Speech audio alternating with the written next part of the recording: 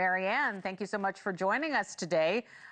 Taking a look back at some of your words and looking at your path forward, you say there is a need to reinvent your party from the inside out. So how exactly do you plan to do that?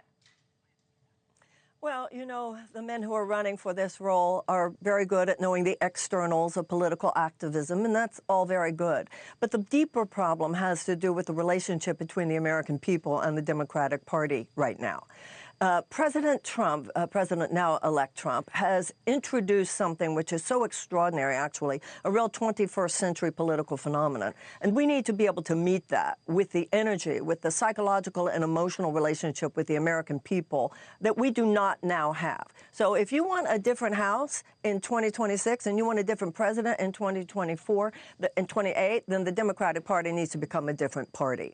For that, our own response, right now, everything that your previous guest was talking about, there's enough chaos going on with the Republicans. And a lot of Americans who voted for Trump, I think, are going to be very surprised by some of the chaos that's going to be happening almost as soon as the president arrives after January 20th.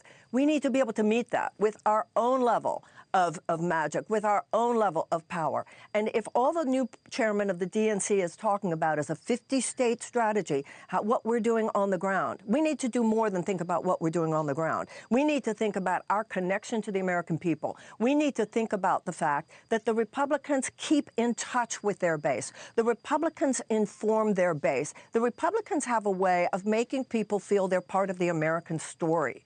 They're successful at that, and that is what I bring to the job. The Democratic base, and many people who are not now the Democratic base, but who we need to bring in, need to feel that they are part of the American story. Right. They are part of politics. They need to know what the Democrats are doing, how they can participate, and what the relevance is to their lives. Oh, okay. And that's what I'll bring to the job. All right, so I wanted to ask you about that point. The Democrats have touted diversity within the party, but the race for DNC chair is dominated really by a field of white men. So what do you make of that jarring lack of diversity in the race? Because people have, noted that they want to see some different faces.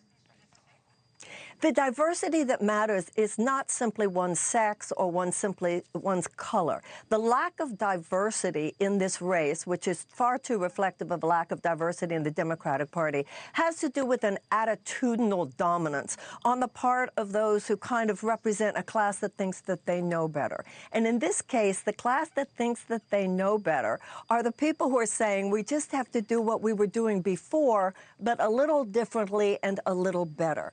I noticed that on my campaign. There was a lot of, look, we've got this. We don't need these outside voices. First of all, no Democrat should be considered an outsider.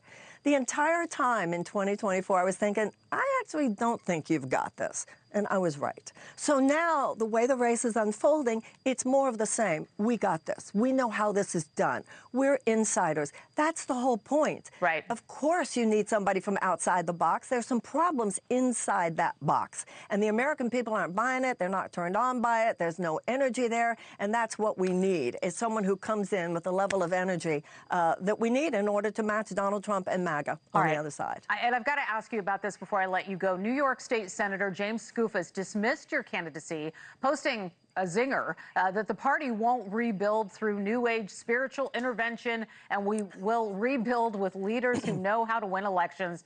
So what is your response to that? Is this the right way to unite your party? I mean, what do you think of that? I think, all right, coming in, putting down a woman, putting down a whole wellness and health and wellness field.